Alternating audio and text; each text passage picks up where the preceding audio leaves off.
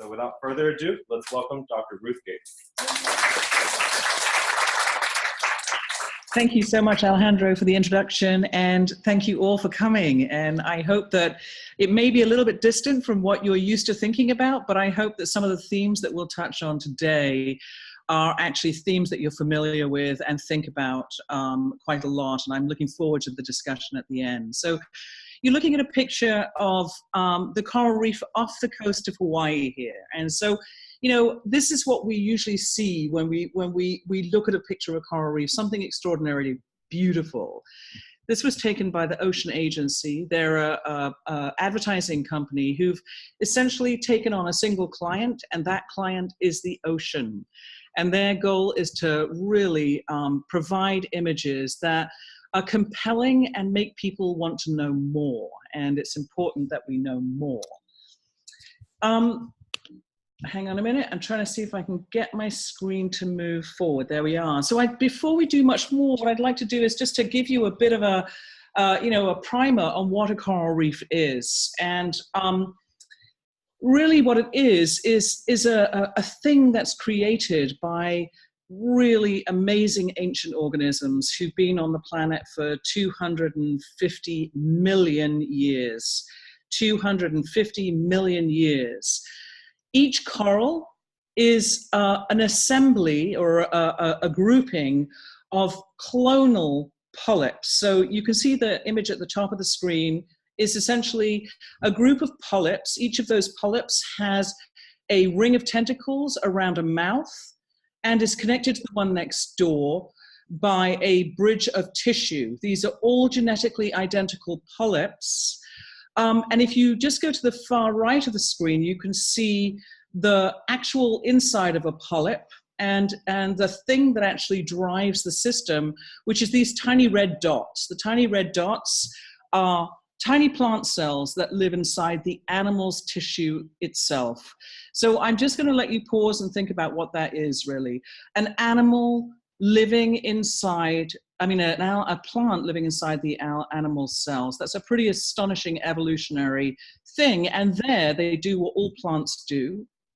They're able to use a pigment called chlorophyll, which is why that is a red dot. The red is the chlorophyll, to take water and carbon dioxide, pull those together into a food molecule and produce oxygen. So they're producing food and oxygen, they feed the animal from within, and their presence accounts for their brown coloration and also for their ability, the coral's ability to lay down skeletons. And so the skeletons are under the tissue and they grow with the animal. And so these skeletons are the hard structures that form reefs, and a reef is a community of different species of corals, and each of the species is really definable by its shape. They're all different shapes, and so a really amazing reef has massive three-dimensionality. Often I describe them as cathedral-like structures, because when you swim on it or dive on it, you really do feel like you're in a city created by nature. Quite astonishing. Well, if that wasn't astonishing enough, really, they create a space and a place for other organisms to convene on. And when we talk about coral reefs, we often talk about the services that we get from them. And it's these services that really are the things that we, as we move into times of significant change, are really interested in trying to preserve. And so this picture on the left is a fabulous overhead shot of an island with a white ring around it. And that white ring is where the coral reef is growing up to the surface. And it's that white ring of living coral that is responsible for protecting the land that is immediately behind it. There's been many scientific studies that say that 97% of the storm energy that comes towards a Pacific island is broken by the reef. That means the land is protected. And, in some places you'll find that people bomb the reef for building materials. And if you take an aerial shot of the place where the reef, the ring is broken, directly behind it, you'll see huge land erosion. So the presence of reefs is critical to coastal protection and land maintenance. We often talk about the habitat that these corals create, the spatial context, the underwater cities. You'll hear coral reefs described as the rainforests of the ocean because they're so complex in shape and form that they create space for 25% of all marine life that will spend some time on a coral reef. 25% of all marine life. Now, that's astonishing given that coral reefs occupy less than 1% of the ocean land. So that's this place to convene and be and to incubate, often as a juvenile, is really the underpinning of course, all of the food that we take out of the ocean, the fisheries. And so for food security, coral reefs are critical. And then here in Hawaii, we are an economy that is almost exclusively maintained by tourism. We have very few other products. And so the underwater world is a thing that attracts most people to us. And so the platform, the economy is platformed exclusively on a healthy coral reef. And then there's this newly emerging discussions that coral reefs are places where we can find medicines for diseases that are either common in humans or are newly evolving. And there's a lot of discussion about the discovery of new antibiotic compounds that could potentially combat the emerging antibiotic resistant bacteria. So that's hugely important. And lastly, the quality of life. In Hawaii, the Hawaiian creation story, the Kumalipo, which is a verbally passed down story, says that all life originates from the coral. The coral polyp is the origin of life. And in fact, as an evolutionary biologist, that is quite an accurate depiction of how animals have evolved and how the coral is probably our common ancestor. So extraordinarily interesting from a cultural perspective. And if all of that wasn't enough, let me put some very large numbers up on the screen. So when we talk about value in corals, as a biologist, I'm always saying, God, it's a beautiful place. I want to be on it. There's all kinds of different organisms, the biodiversity, it's astonishing. But really, when you talk to an economist, they don't really care about any of that. What they care about is, how does that relate to numbers? And so these are the numbers. And you can see a total value of $9.9 trillion US tied up in coral reefs, with sort of annual figures that relate to the fishery, to tourism. It's an astonishing amount of money that's involved in nature.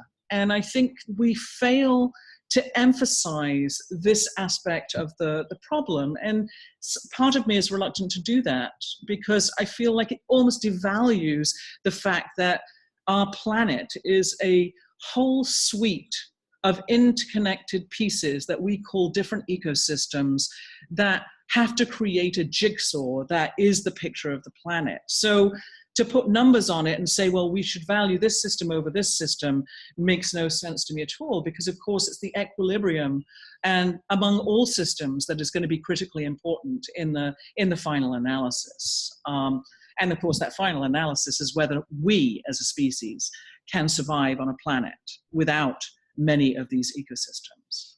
So important systems create jobs, places where lots of people have services and depend on them. So the context for our work here in Hawaii and for many of the researchers who now study coral reefs, of course, is the climate change problem. And for the ocean, the climate change problem really can be distilled into two very different parts of the equation. The overall warming of the planet and the trapping of greenhouse gases that is elevating the actual air temperatures, which then translate into the ocean. And there are discussions of a very large portion of the warmth trapped on the planet is absorbed by the ocean. And so the ocean is warming very fast. The second problem is the physical dissolving of carbon dioxide in the atmosphere into the water that mixes with the water and creates a very weak acid. And so you'll have heard about ocean acidification, and that is the changing of the Earth's chemistry, the ocean chemistry, to conditions that are no longer able to support basic biology. And so this is why it matters that we have warmer waters and more acidic waters, is because almost every biological reaction in nature requires a set limit of temperature and a very specific chemistry.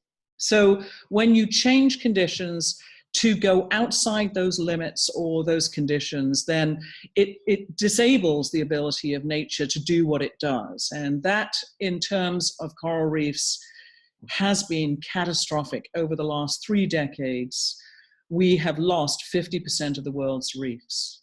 50% of the world's reefs in 3 decades. And I don't know, every time I say that, it kind of shocks me, because I can't really believe that I have to say it out loud, and I wish it wasn't true. And in fact, if I talked to you about this subject 2 years ago, I would have said 30% of the world's reefs have died in the last 3 decades.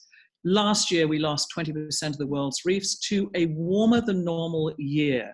There was an El Nino event that swept through the oceans.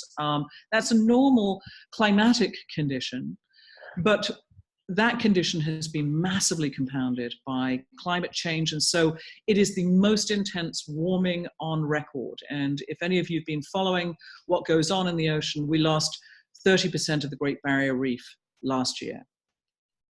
So that is just, I mean, it's a horrifying thing to think that we could lose so much of a reef in such a short space of time. And what that's really telling us, when we back out of just sort of the insult to the entire system and think about corals themselves, it's telling us that the intrinsic capacity of the reef to adapt to these rapidly changing environmental conditions is being outpaced.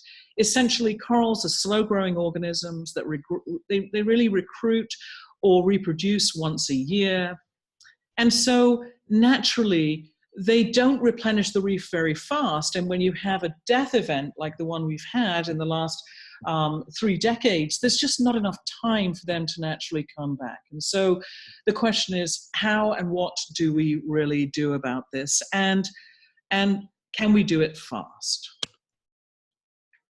So I just want to talk a little bit about stress, the coral stress response, and start to talk a little bit more hopefully, because I think it's very easy to get severely depressed about the situation. And as a biologist who studies the system, I can tell you, I kind of want to stick a pencil in my eye on a fairly regular basis.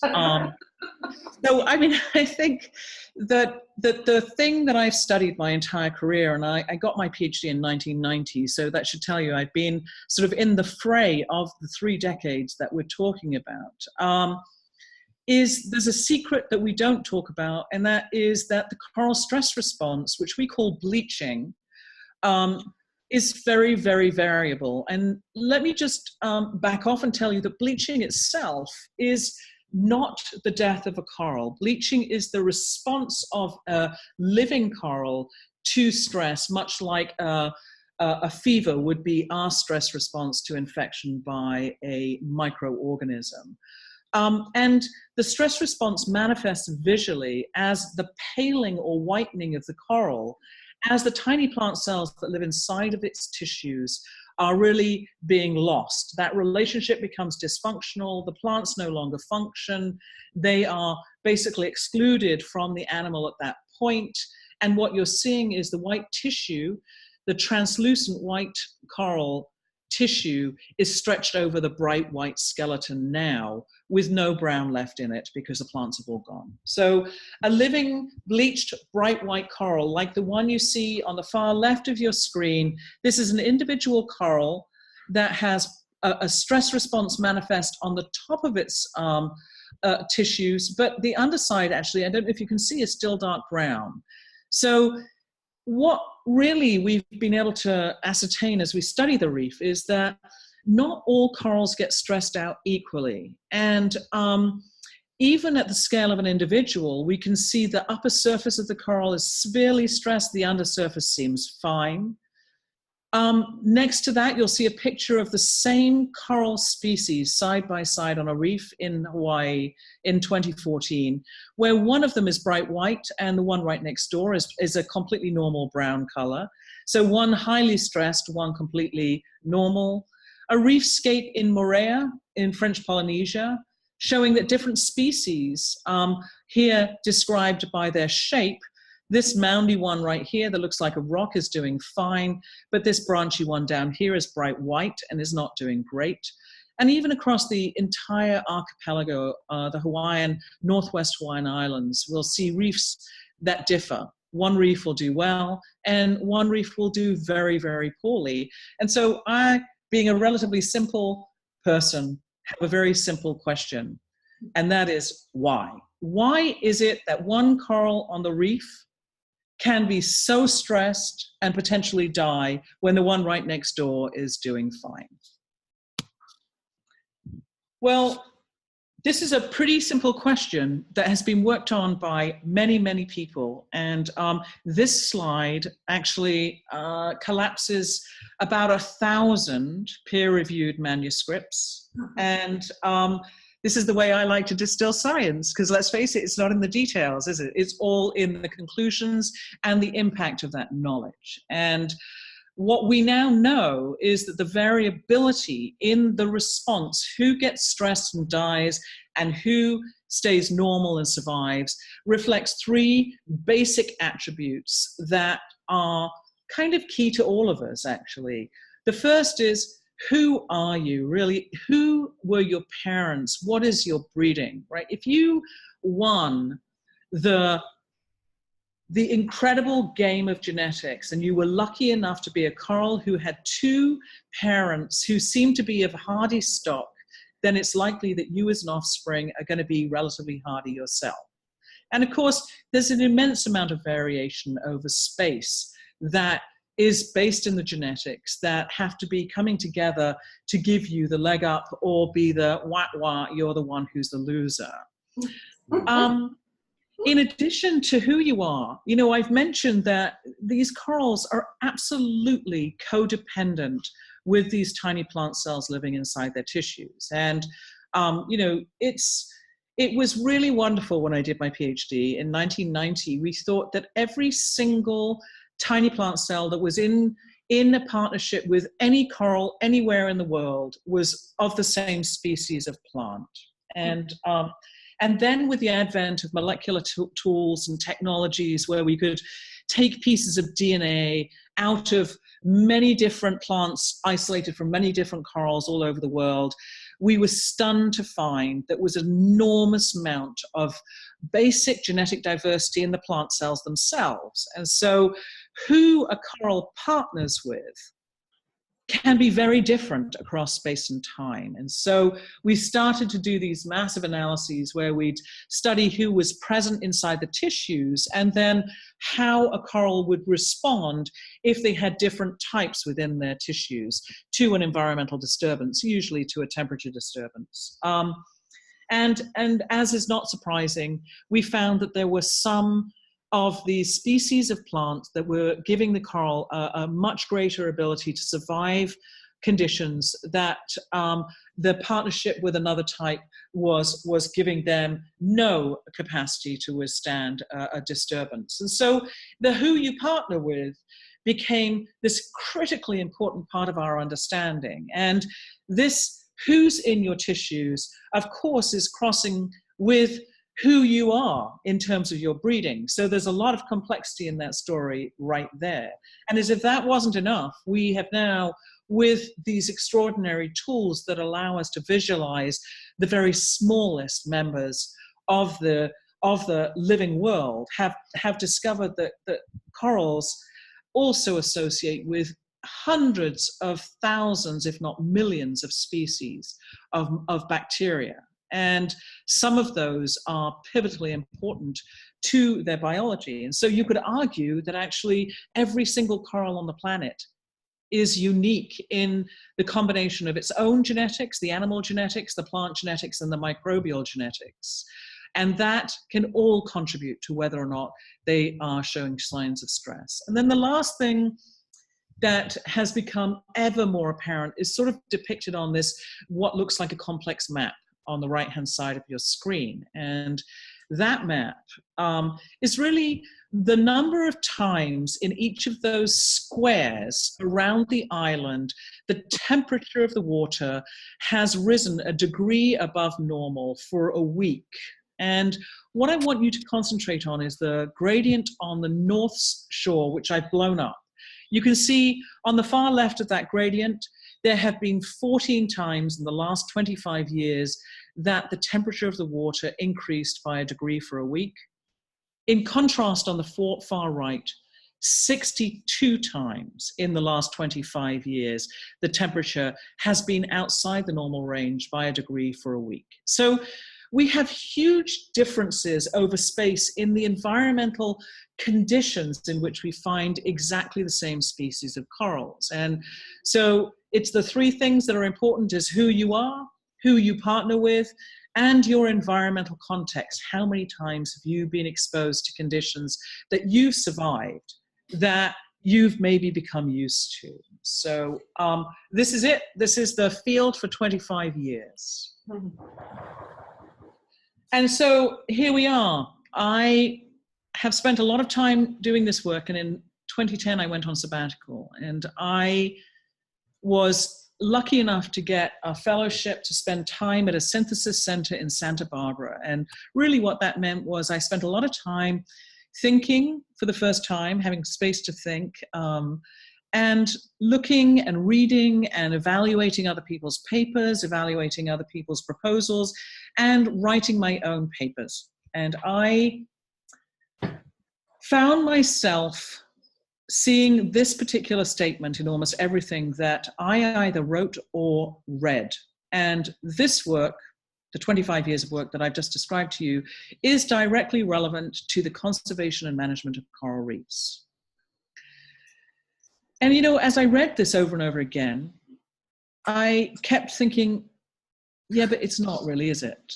Right? What is it that our basic science is telling us? We have a lot of knowledge that's in the basic science realm, but really, how is that basic science now feeding into conservation and management of reefs? And I realized that I was really full of it, that I actually wasn't doing anything in my work to really funnel our information into the conservation and management realm. And I realized, actually, these are completely different communities who really don't communicate extremely well. And in fact, as I found out later, don't speak the same language, which becomes even more problematic when you're trying to translate information.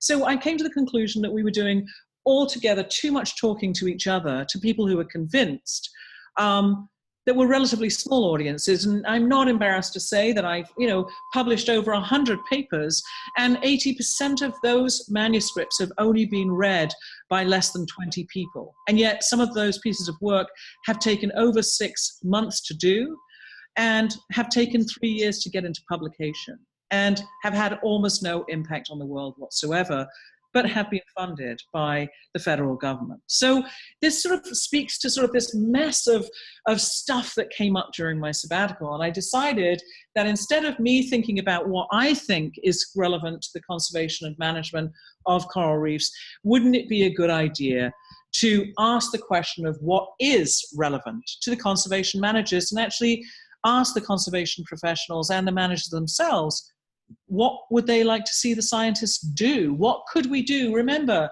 we at that time had lost 30% of the world's reefs to warming events.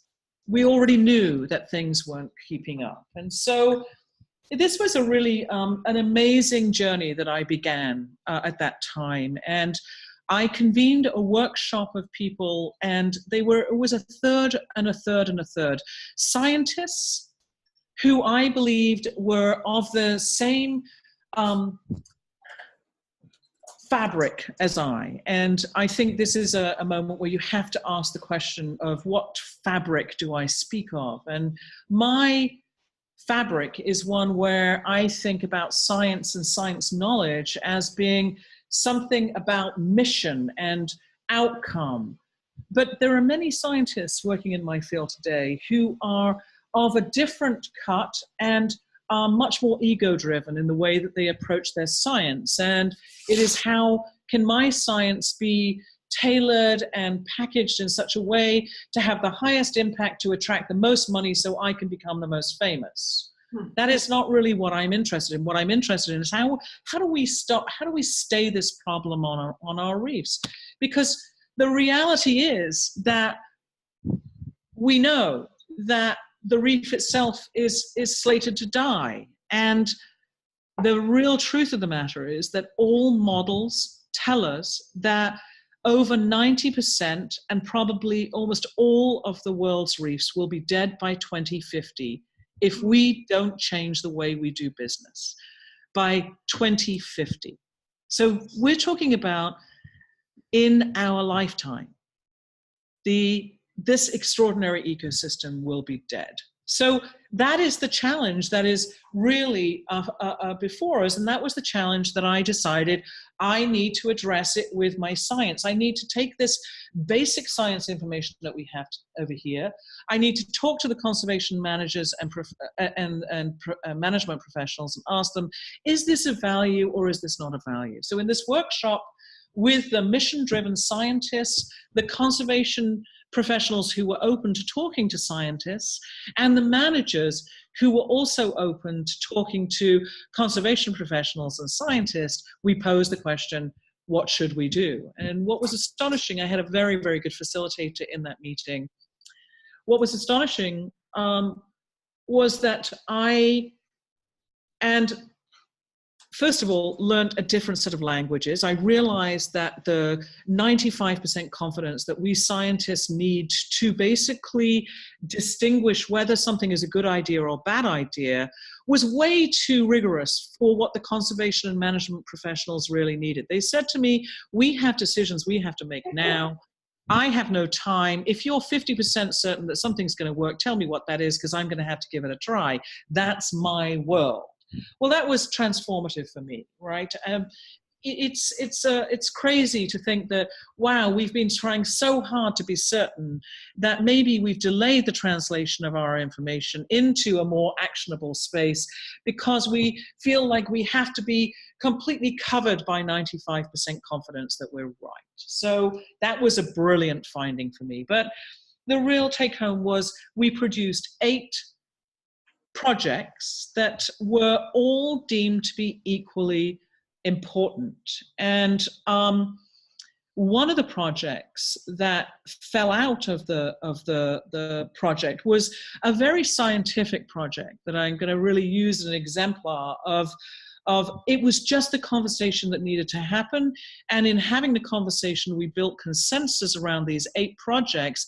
And then we could see that there were different people in the room who could advance the agenda of these 8s in different ways. And myself and another scientist in the room, Madeleine Van Oppen, are obviously the people who had some skills in molecular biology and genetics that was not really represented anywhere else in the group. And as we had discussed these projects, one of the projects that came out was, well, if we know a lot about the basic science, why couldn't we harness that knowledge to advance solutions, to develop capacity to intervene on the reef and improve the prognosis, to think about a much more engineered solution to the problem, which meant we had to focus on the survivors, not do what we really do, which is document death.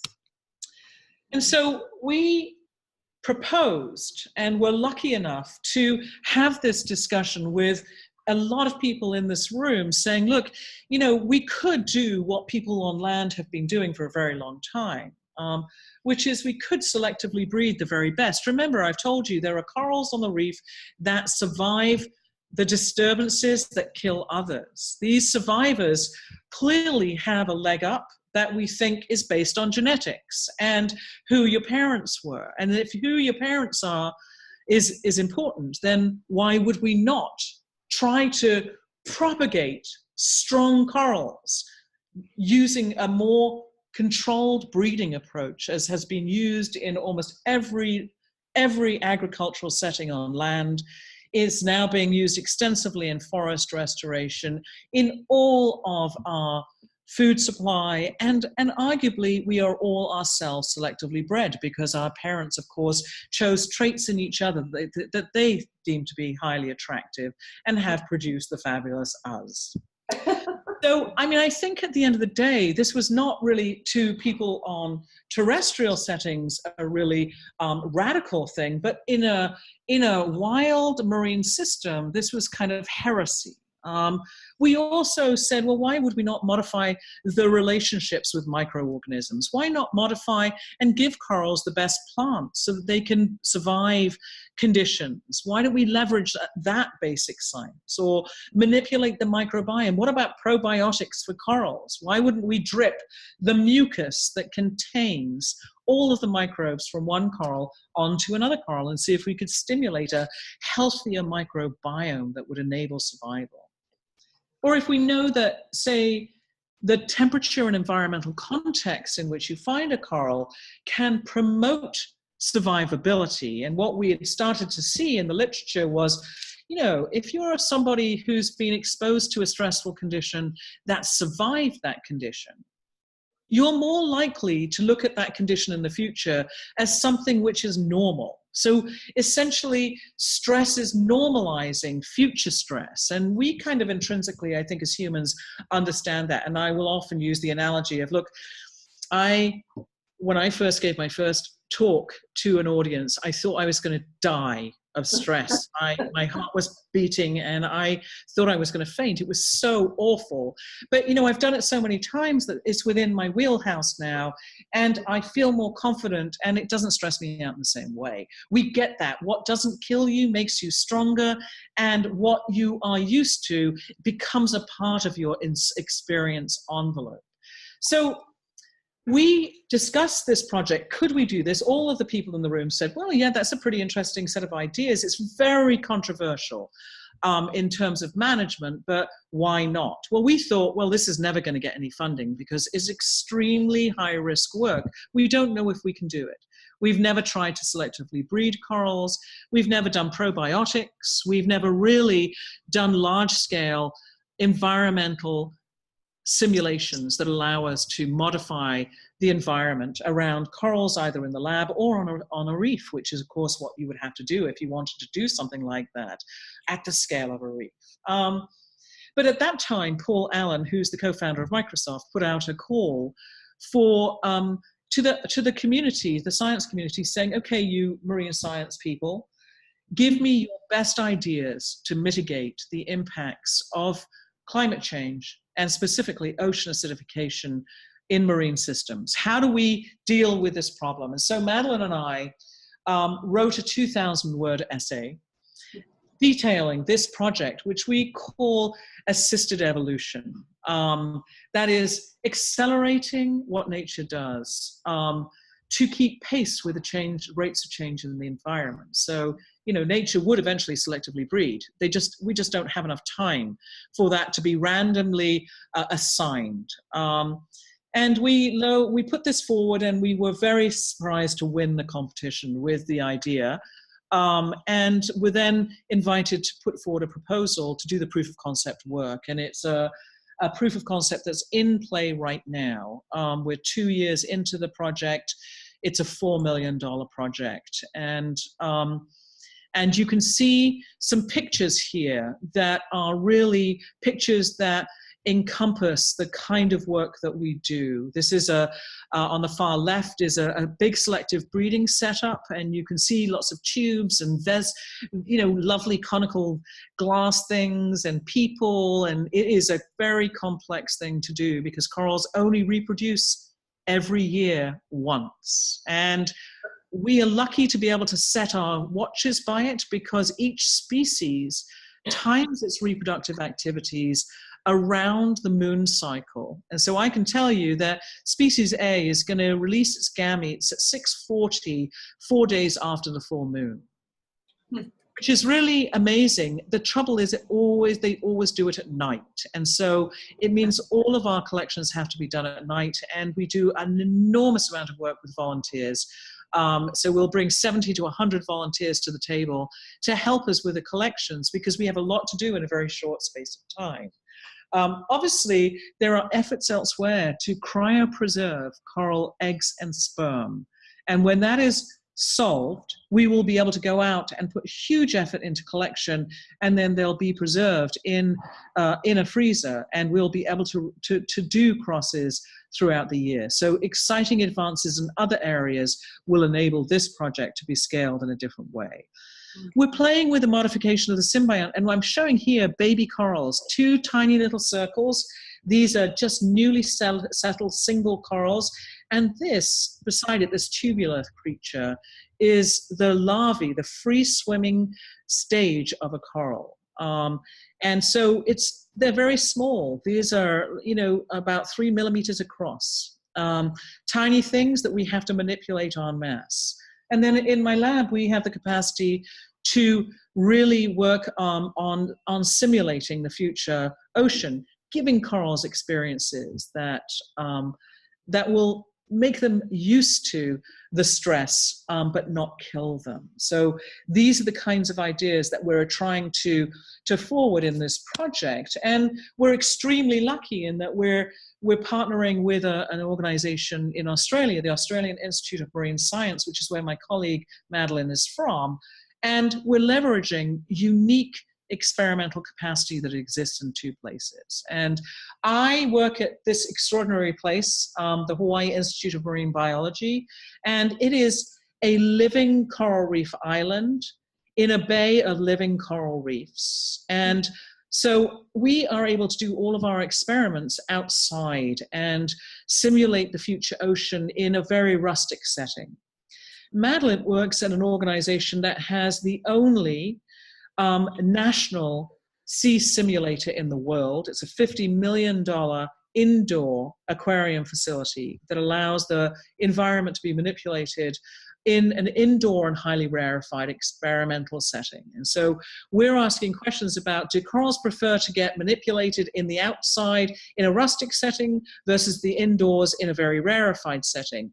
And that has important consequences and outcomes, because in the most of the world where coral reefs are, there are not national sea simulators. And so understanding the way to manipulate the system and what capacity you might need is going to be important. And I'm glad to report that corals love to grow outdoors in as near a like system as possible to the natural reef. And so our experiments are going extremely well in Hawaii and have stalled in some places in Australia because we've had big die-offs in the sea simulator. So really interesting to think about how you can get the most out of your experiments really early. But I think that the thing that I want to sort of talk about, and maybe it's something that we can think about as a launching point as I go through the final slides, is the process and the way that we do business, and why this project has potentially attracted an enormous amount of attention, and what it means for me personally as a scientist. And I'll back off and really give you the true story about being a scientist and being somebody like myself, is that science and being an academician enables me to be extremely creative and self-driven in how I pursue my career. It allows me to think about the ideas. It allows me to write proposals. That I'm very much in control of my destiny within the academic science environment. But what I hate about it, and that is the correct word to use, is the focus on ego, the focus on the individual, the sort of desire to silo activities within disciplines, and the sort of lack of communicating our work to broader audiences, the lack of an emphasis on collaboration, the redundant efforts that exist, the high levels of competition that are just intrinsic in the academic system, because we view ourselves as being resource limited, and any sharing will inevitably undercut your ability to to really garner resources to your own program. That's been a very uncomfortable place for me because I am intrinsically at heart highly collaborative. I thrive in a transdisciplinary environment, and I think all science that's funded by public dollars should all be open to the public, and we should be defending what we do in language that people can understand. And, you know, I see and flinch when I see statements about the amount of money that has been put into the model system that is the fruit fly, Drosophila melanogaster. That work on that model has transformed the human health field, and yet not very many people who work on that system are willing to step out and describe how those connections are made and why. And so what this project for me has been this fabulous foray into the, okay, I've got $4 million to spend. I share a third of that with my colleague in Australia. I can do my science in a slightly different way. And so we have changed our process. We, I think, have decided to really use the lever that we're asking everybody in the world to change the way they do business, to mitigate the ultimate problem, which is, of course, climate change, and yet we as scientists are doing business as usual, and that is not okay. So we have turned this project to be mission-driven, timeline-focused. We talk about product and impact all the time. We have a completely inclusive and transdisciplinary collaborative network that is expanding constantly with people who have skills that are different from our own, that say, look, I've got this skill, I think it could help. Instead of us saying, no, we've got to do it our way, we're open and we're saying, that's fabulous, let's get together and talk about how we can parlay our skills to have the greatest impact collaboratively. We're having rapid data releases. We've already published many papers from the project. We have published our new genome, which is the third genome ever to be done for corals. We will have 3 or 4 more coming. And we are using it for a particular set of purposes, but our goal is to release it to the whole field, to say, take it, analyze it. As soon as we have it, you've got it, because they'll be asking different questions with those data. And we don't need to hold on to that. The more knowledge we have about corals right now is critical, because we have a very short window to act and implement some solutions on the reef. You know, we're very transparent about our failures. That's something that I am absolutely rabid about with my team, that, look, if we make a mistake, let's talk about it, because we don't want other teams to make the same mistake and waste time running into the same brick wall. Let's admit the brick walls. Let's talk about the laughs that we have when we try something. Let's make it real. Let's make it human. Scientists learn most when they fail. That is the absolute truth of science. Science is iterative. If we knew the answer and we knew how to do it, it wouldn't be discovery or cutting edge. So let's be really honest about that and talk about the thrill of discovery and getting through those roadblocks, not hide the fact that we have them. And lastly, the thing that I think is really been phenomenal about the project so far and is building is this extraordinary commitment to outreach and education, and communicating what we're attempting to do and why. And often you'll see me talking about the project, and the reason you see that, especially in the uncomfortable audiences or in places where I think it's not appropriate to put my team members, because guess what? I already have a job and I'm quite difficult to take on because I'm quite well known. So I'm the right person to message to those audiences, but there are audiences that I am absolutely the wrong person to be messaging to. And so we have lots of discussion about, okay, this is the audience. How do we tune our message to this audience, and who is the right messenger from our broad team to message this so that the messages can be heard?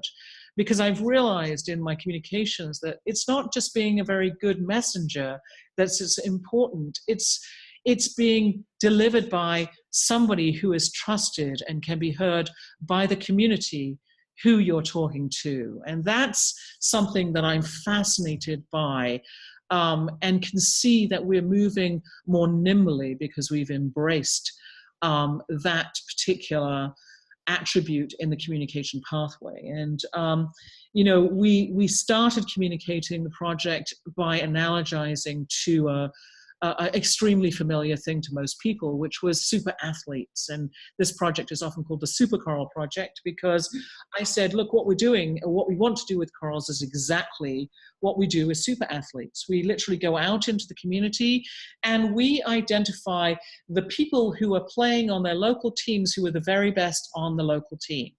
And then we'll bring those into a gym. We run them on treadmills, and in that process, they get better at their sport, and then we give them great nutrition, and they get even better at their sport. And then sometimes they meet somebody in the gym who is equally talented, and they have extraordinary super athlete children. And that's what we're doing with our corals, right? We're bringing them in, we're going out onto the reef. Let's find the best of the best, bring them into the lab, run them in environmental treadmills, give them exposures that condition them, make them stronger. We feed them by manipulating their microbes, and then we force them to breathe with somebody who's been through those same protocols, and they have super coral offspring. It was a great catch, and it was really a hook that many people went, boy, that makes perfect sense. I get it. I do that. I never questioned that. And our goal then, of course, is to adapt the reef. We've got to do what we call climate change adaptation. We have to prepare our reefs to withstand conditions that we know without help is likely going to kill them. And, you know, we're doing it, and we're developing this capacity because we want to restore reefs, or connect reefs that have been damaged. And, you know, by that, a healthy reef, there are hundreds and thousands of corals in very tight spatial settings, right? Growing over and under each other, really amazing, amazing places. In a disturbed reef, you'll maybe have a 10 by 10 meter area that has 4 corals left on it. And naturally, they will never reproduce. And so implanting corals that have been bred to be more resistant so they can connect and really reproduce with the existing. That's what we call the development of resilience in vulnerable reefs. And then, of course, in response to sea level rise, I don't know if you know this, are pouring hundreds of thousands of tons of concrete into the water to create unnatural seawalls. And I'm arguing that we should veneer them with corals that are climate optimized, so that living structure can continue to support the services and can grow with sea level as it rises, and we can continue to have habitat for fish, and we can continue to protect the coastline. So, because at the end of the day, that's what we're up against. And so this is going to be my last slide, because this is the $1 million question. Could we scale it? Can we scale it? How do we go about taking our science that we are evolving in 1 or 2 laboratories in the world, and now making a difference at the scale of the distribution of reefs globally, which is thousands of kilometers in many different places in the world? And people will ask me all the time, is it scalable? And I will say, of course it's scalable. We wouldn't even be doing the science if we didn't think it was scalable. And I don't do scaling for a living. So we must partner with people who scale for a living. And we're beginning to do that. And we're beginning to do that by talking about the need to collaborate our science as rapidly as possible with practitioners on the ground. I'm saying now that at the beginning of the project, the greatest challenge was can we do the science? 2 years into it, I'm pretty convinced that we can. The greatest challenge at this point is, can we interact our science quickly enough to make a difference on the ground? And the answer is yes. Will that cost $4 million? No, it will cost hundreds of millions of dollars to do it. And to do it, it will require that we coordinate a network of practitioners that are tightly coupled to scientists in many places simultaneously to actually activate players in place that are scientists who can do the science. They're conservation professionals and managers and policy holders, people who can get the governance structures in place to move the needle to allow us to put these corals on the reef. That will have to happen in many places simultaneously, and that effort should be coordinated by a central hub so that all best practices can be shared as quickly as possible across the network. So we make as few mistakes moving forward as we possibly can. There will always be obstacles, but the reality is, yes, we can do it. The question is, can we raise awareness and get the community of people engaged in fundraising to get this to be a reality? Is that solely my job? I would say no.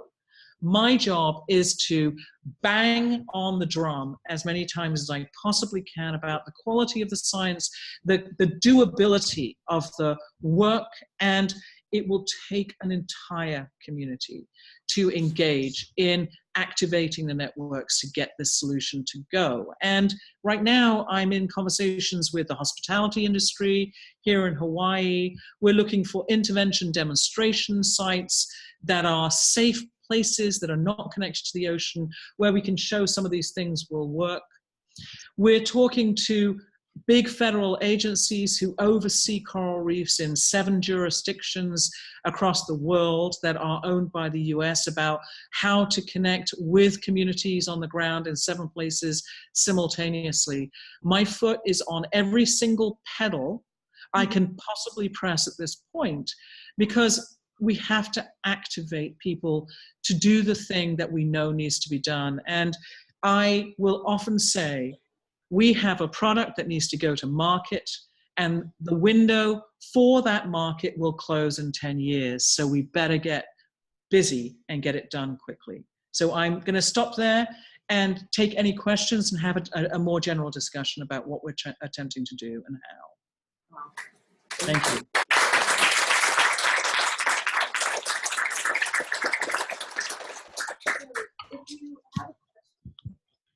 Hello. Hi. So my question is, do you find any pushback from the scientific community in what you called your assisted evolutionary practices? Absolutely. In fact, it's such a brilliant question, because the biggest pushback has come from the scientific community. When I speak to the lay community about this project, everybody's, well, when I first started talking about selective breeding, 2 people came up to me and went, duh, I can't believe you haven't done this before, right? So I think that we as the scientific community is worried about a lot of things.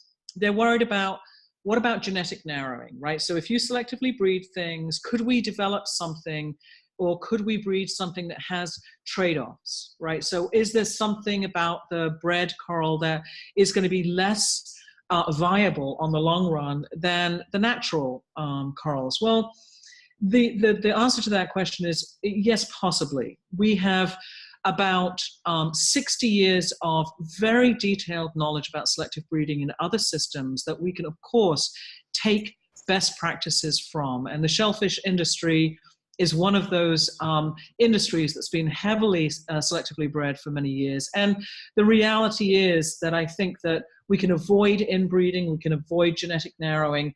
But my position is, yes, we could have a trade-off, but let's talk about the ultimate trade-off here. That is, all reefs will be dead by 2050. That means the native corals will not survive a future. We're not talking about we're doing this because it's a choice. It is the discussion of whether we have live coral reefs through the 2050 moment or not. So that actually, when we pull, I keep pulling the messaging back to what are scientists really uncomfortable with?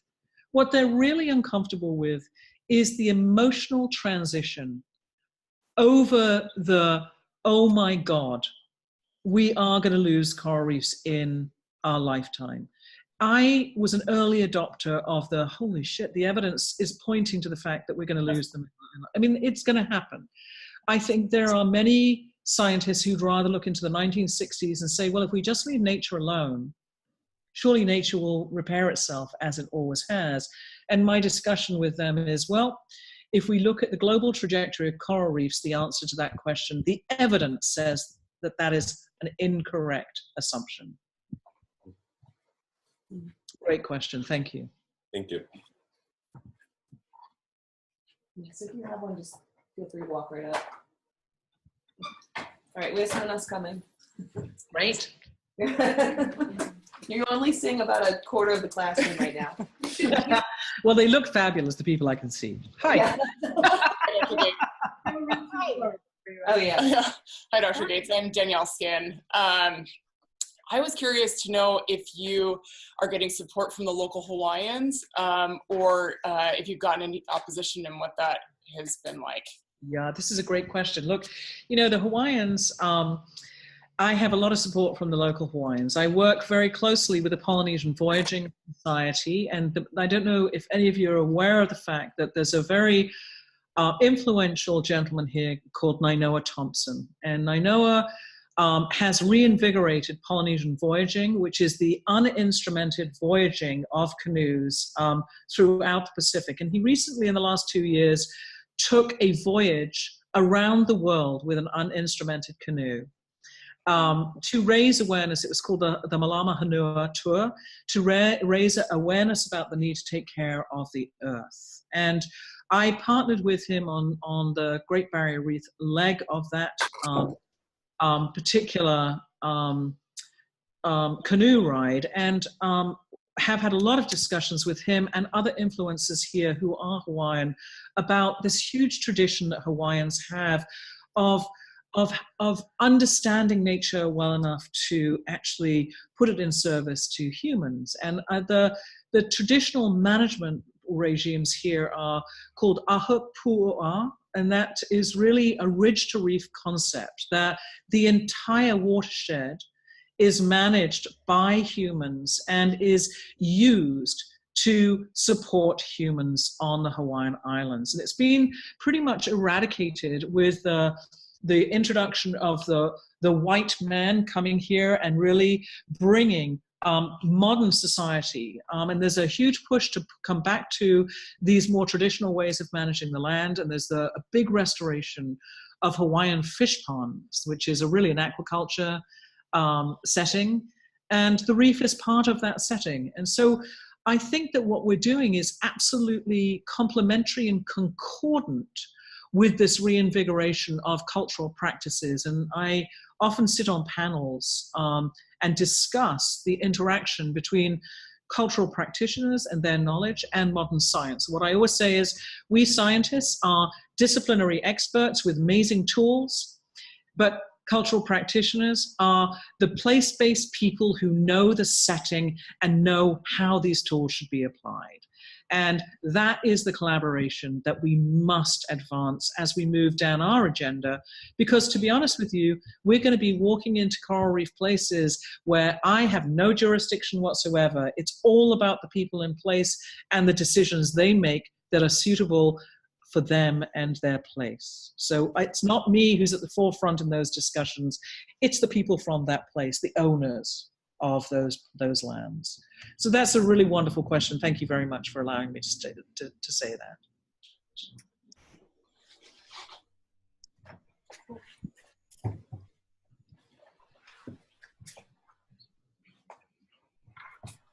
Hello, I'm Jerry Powell. My question is, have you seen this concept of just stop looking at the science to what the evidence shows, or like the confidence rate to actually putting things to work? Have you seen it in other disciplines other than your own?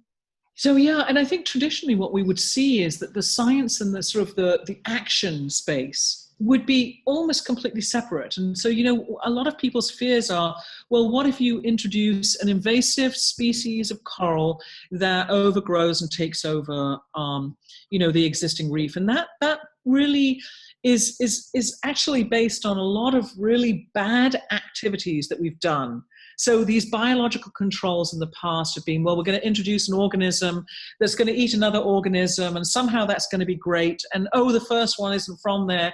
Oh, and we didn't remember that actually one of those organisms is out in the daytime and the other one is active at night. So actually, it completely missed the point with the biological control, and now we have an invasive species that's eating all these other things in our place.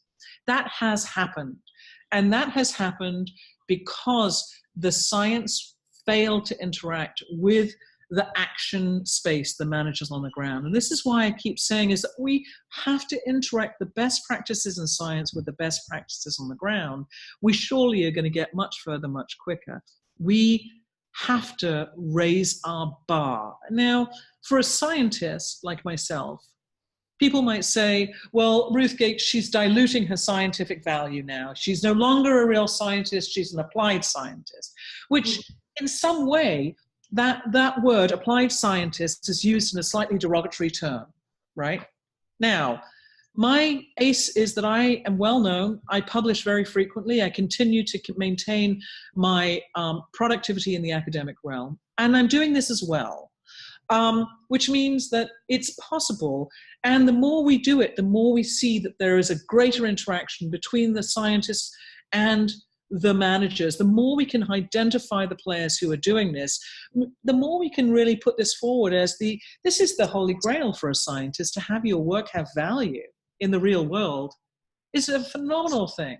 It gives you a reason, it gives you a mission, it gives you a context that is easy to defend. You know, up until quite recently, my brother, who was 3 years older than me, would laugh at me for my career, quite frankly, and he would say, you don't really have a real job. I mean, what do you do for a living, and why does anybody care?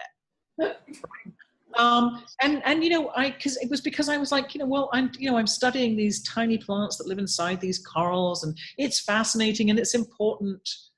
But he just didn't really understand it until I started moving into this discussion and being more vocal. So I think, yes, it's happening a lot, and I think it will be standard for the future. And I think not everybody should be forced into that niche. There are people who more naturally fit there than others. And we need people in every niche along the line. If you were to put action on one end of the scale and basic science right at the far end, we need people to occupy every single step along that pipeline to get us to the optimum outcome. It's great to think about what that might look like. Great question, thank you. Yep, there's two of you, but maybe we could, sit here and you're close. Hi. Hi. I'm Liao. So I'm really fascinated by what you have talked about, and so I am a licensed scuba diver, and I noticed that a lot of people recently started doing the diving or snorkeling. So do you think tourism industry or tourism is part of like stakeholder for protecting the corals? Absolutely. In fact, you know, it's the hospitality industry, the tourist industry has a vast amount of money. I mean, it's really amazing. So in the last week, it's really interesting that you asked me. In the last week, I have had meetings with the Hilton, who own many properties throughout the Pacific. They have 2 properties already with coral nurseries off their property that they use as a tourist attractant. I also spoke to the owners of the Ala Moana shopping center, which is the biggest shop, the second largest shopping center in the world, the biggest open air, and one of the few shopping centers that's adjacent to the ocean and has a beach. And we're talking about putting a massive demonstration nursery into those spaces. This is where you've got people shopping who then, their motivation isn't necessarily because they want to help corals. Their motivation is, what unique experience can we provide to our shoppers that will make them stay longer, right? So it doesn't really matter what motivates the action. as long as somebody in the equation understands why that action can actually influence and improve the prognosis for coral reefs, right? So, but it's very interesting to be in the discussion, because I feel that this point that you've raised, probably the biggest interventions will go in close to tourist activity. And some of it will be funded. It's a win-win for the tourist operators, because the divers, they can actually maintain the structures. We've got, you know, the industry who wants to live port imagery into their hotel's guest room, into the guest room, so people can watch their favorite coral. We're talking about adopting coral programs, adopting a coral nursery. Take a small tank, make this yours. We'll show you how well it's doing, and then what happens to your corals when we put them out on the reef. You know, there's so many really interesting sort of small business models that can rotate around the need to improve the prognosis on reefs. And I keep saying is, I will be in the conversation until I need to now leave it to somebody else to activate the action, because I'm no longer needed to keep and push the button on the design that will enable this to be as well framed for what the real mission is. And the real mission is, how do we help the world's reefs survive? Because people depend on them for food and for the land they live on. A world without reefs is a world without enough food and not enough places to live.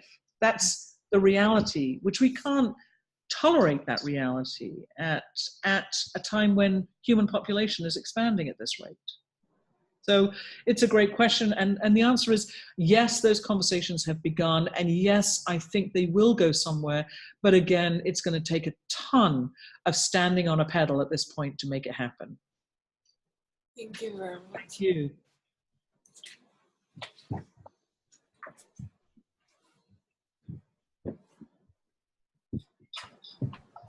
Hello, Dr. Gates. Hi. I'm Rishita. So you spoke about how you had to really shift, there was a shift in language when you started talking to all these different people. So I'm curious about what were some of the most persuasive methods or persuasive use of language that you kind of came across, and like what you're kind of using right now to move people. Yes, I mean, I think that some of the things that I think that were amazing to me, so when I use the term assisted evolution, for example, right, this assisted evolution is really what we describe. The project that we're doing is under an umbrella called assisted evolution.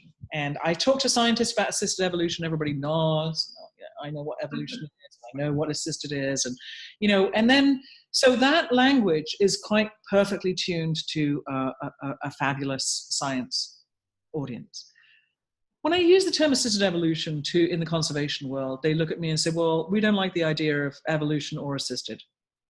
That just doesn't sound right to me. That means that you're intervening, right? It's because the conservation professionals are in this space of, if we put you know, a boundary around a space and we protect it from everything, then hopefully things will be okay, which we know the evidence doesn't really suggest it will be. So that assisted evolution isn't quite the right language. Building resilience is the right language for the conservation professionals, because the discussion of how do we make reefs the most able to sustain and recover from is encompassed by the term resilience there, right? When I'm talking to managers, I'm talking about, you've got a damaged reef, we need to plant new corals on it that have a chance of surviving the future. Climate optimization of the future reef. So these are sort of really interesting ways. I can use all those terms interchangeably and I don't care. I have no ego about which one is the best. There isn't one. The best term and the best language to use is the one that can be understood by the person you're talking to. So that's been wonderful. And, you know, sometimes I have problems. I have actually, the people who are on the original workshop with me have remained very close friends. And sometimes they'll ping me and say, Ruth, that word, change it with this one. So I get a lot of help from people who say, well, that was great that you said that. Maybe you could try saying this, and you'll get more traction with this particular audience. So I think it's good, but I think that underlying all of that sort of ability to hear or message is sort of an intrinsic desire of the people who are in that conversation to hear and message appropriately. And that's about hierarchy. And what I realized is so much of the communication was being blocked, not by the words, but by the perceived hierarchy, the values that we were bringing to the conversation. So I started the workshop with a very large value statement about, okay, I'm gonna just hit the elephant in the room on the head before we get started, and that is, you know, there is no hierarchy in this room. I'm a scientist, and my job in this workshop is to shut up and learn, because I don't know enough about what you do, and I want to know everything there is to know about what you do, what you want, and how you want it done. That's my job, and we will be on the level playing field. If anything, I as a scientist am inferior. And you can see me that way. And this messaging about learning constantly from everybody that you interact with, not being the knower, but being the absorber and the responder and the includer, that's what's got us where we are. Thank you. Great question. Language is such a complex one.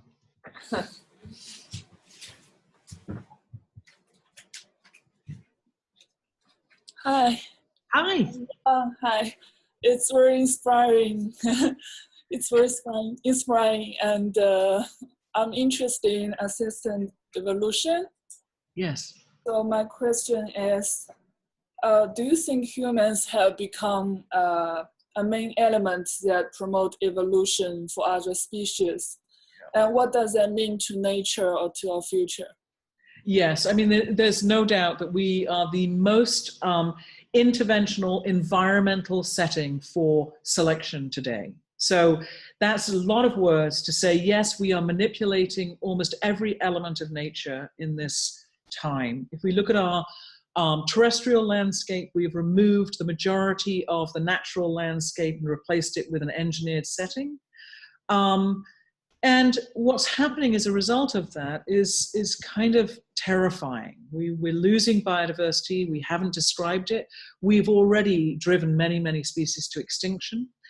That means those evolutionary parts of the evolutionary tree are just blunt. They're gone. There's no way forward for those parts. So, you know, it's a really great example, I think, is the use of antiseptics and antibacterials.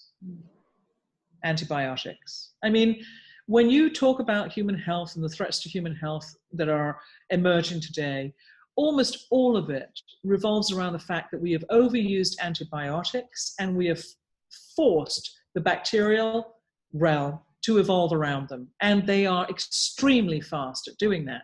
Had we not used those antibiotics and literally put antibacterials in every cleaning product on the planet, we would be in a different place, and antibiotic resistance would not be at the top of our list. So, you know, that's a great example of an intervention that has been so radical that has huge feedbacks to us, right? And we've done things that are so, I think we started doing them for all the right reasons, but then they became economically viable products that then drove them down a rather insidious pipeline. And I think that that's the stuff that is worrying some people about assisted evolution, that we will become Monsanto for the reef, and that will be a bad thing, that somebody will be in control and will own all biodiversity. And at that point, then it becomes, you know, an interesting bet about whether it's used for good or for bad. And I think this gets to a sort of a more conceptual problem of leadership early in the advancing of particular activities. If you have a leader who's mission-driven and value-driven and has sort of an altruistic perspective, often it goes in one direction, and once it starts down that road, it can't be tuned in a different direction. But if you have somebody who's doing it for an economic gain, then and a very egotistical reason, then the outcome is nowhere near as altruistic. And so, yes, the answer to your question is we have modified almost every species on the planet to date. And with, you know, I argue now there's nothing there's no pristine place on the planet. Climate change is modifying every environment, whether we choose to acknowledge that or not. Just saying the word climate change doesn't exist is not going to stop it from being. Yeah. Thank you so much. So we have time for one more question. The last question.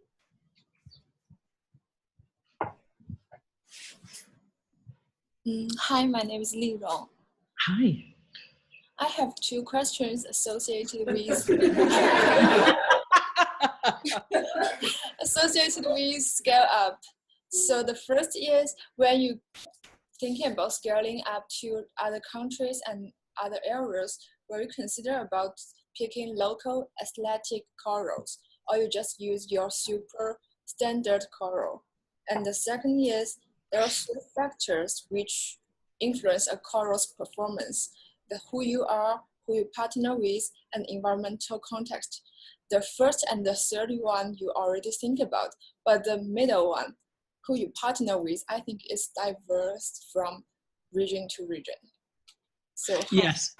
So I maybe the answer to the first will help with the second. So in terms of what we're working with, I am here in Hawaii. I work with species that are here in Hawaii. So I'm developing capacity for Hawaii, not for anywhere else in the world. In Australia, the corals that Madeline is working with are all Australian corals. Now, the great news is that there are some corals in Australia that also exist in Hawaii. And so we are doing parallel experiments in our two places to ask questions about whether the same experiment with the same coral species in different places will give us the same result. Because that's going to be important. So, but the piece that you really identify is that there is no two corals in the world that are exactly the same. And in Hawaii, in the southern end of the chain, we have really about 6 species that are dominant on the coral reefs here. In Australia, there are about 120 species that are dominant. And in total, 370 species on the reef over there. That's a hugely different context for the work, right? So here in Hawaii, we're lucky. We can work on all 5 all at once. But our 5 species provide information that apply to, if you take the 120 common ones on the Great Barrier Reef, you can actually collapse those down into about 5 groups, functional groups we call them, that are corals that are different species but are all pretty similar in shape and that grow at the same rate. Maybe they partner with the same type of algae or have the similar kinds of reproduce at the same time. So our strategy is to develop knowledge that applies not to species level, but to functional group level. And then as we try to scale it from place to place, the first question is, tell us about your coral reefs. Describe who your main players are, your main species are. We can collapse those species into functional groups. And what we are now starting to work on is what strategy of the 3 that we're trying to advance works best for which functional group. Is it one of the strategies, or is it all 3, or is it 2 of the 3? And how does that look? So that gives us a capacity to provide advice as to how we might begin in a new place with a particular set of ecology that is quite different from Hawaii or Australia. So that is a fantastic question. The second question is a really interesting one as well. And what we've discovered is that corals that are at the same depth in many different places in the world have more similar microbiomes than corals of the same species from a depth of 1 meter to 100 meters in one place. So what that's telling is that there's an extraordinary amount of control in the environment that relates to the depth of the coral. And so we can think about that in our strategy for the manipulation of the microbiome. But you are quite right that there are some specific types of bacteria and plants that only exist in the Caribbean and others that only exist in the Pacific and are in some places extremely rare, and in some places are extremely common. So that part of the project, I think, is actually the most high risk of our work, even though people would have said that selective breeding and conditioning was probably more difficult to do. I believe that the manipulation of the relationships is actually more difficult, because, you know, if I've got something living inside my cells, I better know that thing quite well, right? And a lot of my sort of underlying immunobiology, so immunity has been kind of bypassed to enable that to happen. And we know that the relationship between the plants and the animals has existed for 50 million years. That means they've kind of weeded out the ones they didn't want to talk to, and they've really optimized who they did want to talk to. So that optimization is the very core of evolution, and whether or not we can trick that pathway. And so many people are doing experiments where they're taking quite different tiny plants and trying to insert them. Our strategy is exactly the opposite. I'm trying to take something that's quite similar but better, to see if we can do a subtle trick. If somehow the similarity is allowing them to get through the boundaries of the coral's basic immunity. So super interesting question, and we don't really know the answer, but we are working really hard on it. We have some very, very skilled microbiologists in the team who use extraordinary tools. So I hope to be able to answer that question a bit better within a year. But it's so interesting topic. You make me interested in corals now. Yeah, they're fascinating. I mean, I can't, you know, I always people say I'm a nerd, but really I'm just fascinated. You know, the corals themselves, they really embody all the complexity that you find elsewhere in the animal kingdom. And that's why I study them, because everything that you find everywhere else happens in the coral reef world. So they're fabulous models for all of life. So thank you very much. It's wonderful to talk to such a diverse and interesting audience. Thank you. Thank you so much. Yeah, that was super fun. Thank you.